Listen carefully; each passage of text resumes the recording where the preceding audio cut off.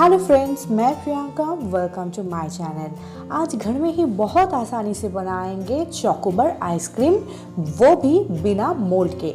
अगर आपके पास घर में आइसक्रीम मोल्ड ना हो तो आप इसे कैसे बना सकते हो, यही आज आपको बताऊंगी। और ये कुछ ही इंग्रेडिएंट्स से बन जाते हैं, घर में ही रहने वाली, बाहर से कुछ भी लाने की ज़रूरत नहीं होती है। तो चलिए रेसिपी स्टार्ट करते हैं। इसके लिए हमें चाहिए दूध। यहाँ पर मैंने टोन्ड मिल्क लिया है। आपके पास अगर फुल फैट मिल्क हो तो आप उसे ले सकते हो। अगर आपके पास डबल टोन्ड मिल्क हो तो आप उसे भी यूज़ कर सकते हो। जो भी दूध आपके पास अवेलेबल हो आप उसी से ये बना सकते हो। तो पहले दूध को हाई फ्लेम में उबाल लेंगे। दूध को उबालना बहुत ही ज़रूरी होता है, ठंडा दूध में हम कोई काम नहीं कर सकते। तो दूध को पहले उबाल लेंगे और बीच बीच में इस तरह से चलाते रहेंगे ताकि दूध तलवे पे ना लगे। दूध यहाँ पर पूरी तरह से उबाल चुके हैं, आप देख सकते हो इसमें बहुत अच्छी उबाल आ रही है। तो मैंने गैस का फ्लेम थोड़ी सी धीमा कर दिया है। अब इसे लगातार चलाते हुए दूध को हमें कुछ और रिड्यूस करना है, मतलब 1/3 पोर्शन तक हमें इसे रिड्यूस कर लेना है। फिर हमें चाहिए कॉर्नफ्लावर 1 टीस्पून, साथ में चाहिए चीनी, ये 5-6 चम्मच लिया है मैंने, और चाहिए अनस्वीटेंड कोको पाउडर। ये नेचुरल कोको पाउडर है, आप चाहे तो डच भी ले सकते हो। तो एक मिक्सिंग जार में डाल देंगे कॉर्नफ्लावर, साथ में इसमें ऐड कर देंगे शुगर यानी कि चीनी। चीनी अपने टेस्ट के हिसाब से ही ले। और फिर इसमें डाल देंगे कोको पाउडर। यहाँ पर मैंने 1.5 चम्मच कोको पाउडर लिया है। आप चाहे तो कोको पाउडर की पोर्शन थोड़ी सी कम या ज़्यादा कर सकते हो, लेकिन अगर ज़्यादा लेते हो तो चीनी का पोर्शन थोड़ी सी बढ़ा दें। फिर इसमें डाल देंगे दूध, क्योंकि इसे हमें पीसना है, यानी कि मिक्सी में अच्छे से ग्राइंड कर लेना है साथ मिलाकर। तो इसके लिए यहाँ पर मैं दूध का यूज़ करूँगी। और ये तैयार हो गए हैं, अब इसे साइड में रख देंगे। तो दूध यहाँ पर अच्छे से उबल चुके हैं। अब इसमें डाल देंगे कोको पाउडर का मिक्सचर। जब ये मिक्सचर डालें तो तुरंत इसे दूसरे हाथ से चलाते रहे, क्योंकि इसमें कॉर्नफ्लावर है और कॉर्नफ्लावर अगर एक जगह पे बैठ जाते हैं तो उसमें से गुठलियाँ बनते रहते हैं, यानी कि लम्स बन जाते हैं। तो उसे प्रिवेंट करने के लिए इसे लगातार चलाते रहना है। और इस स्टेज में गैस का फ्लेम मीडियम ही रखें और इसे इस तरह से लगातार चलाते रहे। अभी मैंने इसको हाई फ्लेम में कर दिया है ताकि मुझे जल्दी जल्दी ये तैयार हो जाए। हाँ, तो इसलिए मैंने गैस का फ्लेम हाई कर दिया है और इसे इस तरह से कंटिन्यूअसली चलाते रहना है ताकि ये तलवे पे ना लगे और ऊपर इसका मलाई ना बने। मलाई बनते हैं तो ये दिखने में बहुत ही ख़राब लगते हैं, तो इस बात का भी ध्यान रखिए। और गैस का फ्लेम इस समय हाई फ्लेम पे ही रखें, क्योंकि आप इसे लगातार चलाते रहते हो तो दूध गिरने के चांसेस नहीं रहते हैं। तो ये देखिए, इसे मैंने रिड्यूस कर लिया है, मतलब जितना मैंने दूध लिया था उसका हाफ पोर्शन ये हो गए हैं। तो गैस का फ्लेम मैंने ऑफ कर दिया है। अब इसको रूम टेम्परेचर में मुझे ठंडा करना है। इसके लिए इसे फ्रिज पे ना डालें, सिर्फ पंखे के नीचे या फिर रूम टेम्परेचर में इसे ठंडा कर लें। फिर हमें चाहिए डार्क चॉकलेट। यहाँ पर मैंने 100 ग्राम्स डार्क चॉकलेट ले लिया है। अगर आपके पास डार्क चॉकलेट ना हो तो आप कोई भी चॉकलेट ले सकते हो। फिर हमें चाहिए उबलते हुए पानी और उसके ऊपर डाल देंगे डार्क चॉकलेट का ये कटोरी। तो इस प्रोसेस को कहते हैं डबल बॉइलिंग मेथड। इस मेथड में चॉकलेट को आसानी से मेल्ट किया जाता है। आपके पास अगर माइक्रोवेव हो तो आप उसमें भी चॉकलेट को मेल्ट कर सकते हो। तो जैसे कि आप देख रहे हो चॉकलेट धीरे धीरे मेल्ट हो रहे हैं। अब बहुत गर्म है ये, तो इसको थोड़ी सी कपड़े से पकड़ लेंगे ताकि हमें मिलाने में आसानी हो। और चॉकलेट काफ़ी हद तक मेल्ट हो चुके हैं, लेकिन अभी भी ये बहुत हार्ड है। तो इस तरह से इसे लगातार चलाते रहे तो नीचे से जो भाप आते हैं, गर्म भाप, उसकी मदद से ऊपर में चॉकलेट पूरी तरह से मेल्ट हो जाते हैं। और ध्यान रखिएगा, चॉकलेट में ज़रा सी भी पानी नहीं आनी चाहिए, नहीं तो ये पूरे बर्बाद हो जाते हैं। तो ये देखिए आप कितनी अच्छी तरह से ये मेल्ट हो चुके हैं। ये बहुत ग्लॉसी दिख रहे हैं। तो इसे लगातार चलाते रहे तो ये बाकी जो हार्ड पार्टिकल्स इसमें हैं वो भी पूरी तरह से मेल्ट होके एकदम से मेल्टिंग चॉकलेट बन के तैयार हो जाते हैं। तो इस बात का ध्यान रखिए और इसमें वुडन स्पून या भी कोई भी पानी वाला चीज़ इसमें ना डालें, सिर्फ सूखे हुए चीज़ों का ही यूज़ करें। जैसे कि मैं यहाँ पर स्टील की बर्तन यूज़ कर रही हूँ।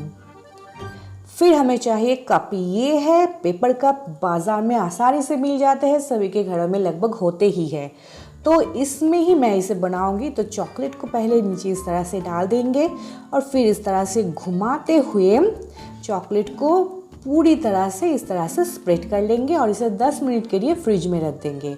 और दूसरे प्रोसेस में आप क्या कर सकते हो, चॉकलेट को इस तरह से इसकी वॉल में ही डाल दें और ये नीचे बैठ जाते हैं। तो ये भी काफ़ी आसान होते हैं इसे फैलाने के लिए। तो इस प्रोसेस में इसे करें। ये देखिए, तो इसे मैंने इस तरह से फैला लिया है। अब हाथ की मदद से इस प्रोसेस से यूज़ करेंगे आप, तो ये बहुत ही झटपट और बहुत ही जल्दी स्प्रेड हो जाते हैं। ये देखिए, तो ये देखिए कितनी आसानी से फैल गए हैं। अब इसे भी फ्रिज में रख देंगे। तो ये तो पूरी तरह से ठंडा हो चुके हैं, लेकिन आप इसमें देख सकते हो इसमें काफ़ी हार्ड पार्टिकल्स दिख रहे हैं, जिसे हम मलाई कहते हैं। तो या तो आप ये काम कर सकते हो कि इसे स्ट्रेनर की मदद से छान के इसे अलग कर सकते हो, या फिर इसे मिक्सी में घुमाकर स्मूथ कर सकते हो। तो मैं दूसरी प्रोसेस यूज़ करूँगी, एक मिक्सिंग जार में डाल दूँगी और इसे घुमाते हुए एकदम स्मूथली ब्लेंड करके तैयार कर लूँगी। इसे मैंने फ्रिज में से निकाल लिया है। अब इसके ऊपर डाल देंगे आइसक्रीम वाले मिक्सचर। ये एकदम स्मूथली ब्लेंड हो चुके हैं। तो सभी कप्स में इस तरह से इसे डाल देंगे और फिल करके तैयार कर लेंगे। वैसे आपके पास जो भी कप हो आप उसी में ये बना सकते हो, घर में जो भी आपके पास अवेलेबल हो। मेरे पास ये घर में पहले से ही पड़े हुए थे, तो मैंने सोचा इसका यूज़ कर लिया जाए, तो इसलिए मैंने इस कप का यूज़ किया है। तो इसे मैंने फिल कर दिया है और एक कप मैंने इस तरह से बचा लिया है जिसमें मैंने चॉकलेट नहीं डाला है। तो इसमें मैंने सिंपली ये चॉकलेट आइसक्रीम बनाकर तैयार कर लूँगी। तो लीजिए 6 कप्स हमारे तैयार हो गए हैं। अब क्या करेंगे, एक एक कप लेंगे और ऊपर से डाल देंगे एल्युमिनियम फॉयल। फॉयल से इसे ढक्कन लगाना बहुत ज़रूरी है। इसे ढककर ही फ्रिज में रखें, क्योंकि फॉयल नहीं लगाएंगे आप तो ऊपर से बर्फ़ जम सकते हैं। तो ये सारे मैंने तैयार कर लिया है और उसके बाद एक शार्प नाइफ की मदद से ऊपर से थोड़ी सी पोर्शन इस तरह से चीरा लगा दे, क्योंकि इसमें हमें पॉप्सिकल्स डालने हैं, तो इसलिए ये प्रोसेस करना बहुत ज़रूरी है। फिर इसमें ऐड कर देंगे पॉप्सिकल्स। यहाँ पर मेरे पास छोटे छोटे स्टिक्स हैं, तो उसी का मैं यूज़ कर रही हूँ। वैसे भी आइसक्रीम बहुत ज़्यादा बड़े नहीं बन रहे हैं, छोटे छोटे कप्स में ही बन रहे हैं, तो उस हिसाब से इतनी छोटी पॉप्सिकल्स एकदम सही है। आपके पास जो भी हो आप उसी का यूज़ करें। मेरे पास यही थे तो मैंने इसी का यूज़ कर लिया है।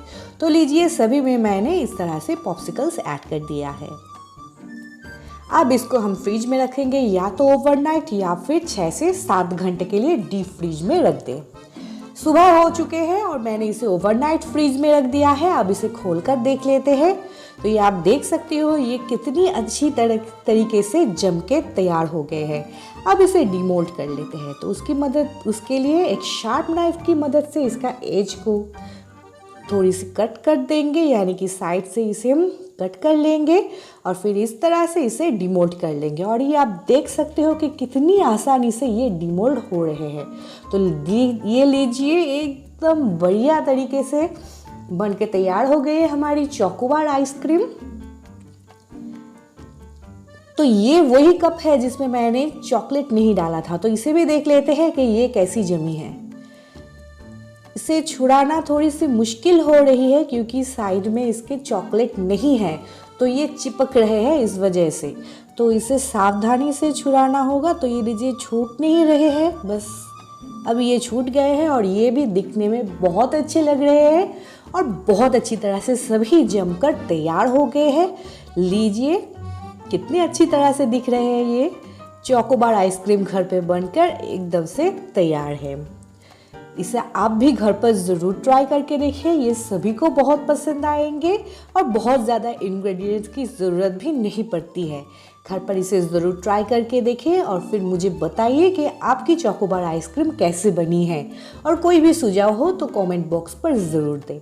तो चलिए फ्रेंड्स, फिर मिलेंगे एक और नई रेसिपी के साथ। आज की ये रेसिपी आपको पसंद आते हो तो प्लीज़ मेरे चैनल को सब्सक्राइब करें, बेल बटन को दबाएं और ये रेसिपी अपने दोस्तों के साथ ज़रूर शेयर करें। तो चलिए फ्रेंड्स, फिर मिलेंगे एक और नई रेसिपी के साथ।